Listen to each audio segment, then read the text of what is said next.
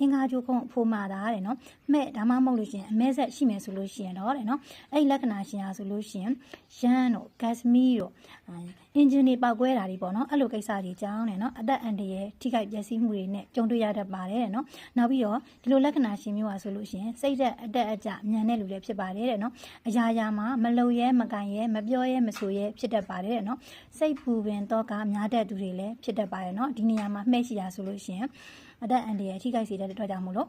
ဂရုစိုက်ဖို့လိုအပ်ပါတယ်နော်နောက်တစ်ခုကကြတော့စနေကြိုခုံမှာတာတဲ့နော်ဒီလိုမှဲ့ဒါမှမဟုတ်လို့ရှိရင်အမဲဆက်တစ်ခုရှိမယ်ဆိုလို့ရှိရင်တော့တဲ့နော်အဲ့ဒီလက္ခဏာရှင်ကကြတော့အမှုအခင်းတွေဖြစ်ပြီးတော့ကြာရုံးကန်ကနာတွေရောက်တတ်တယ်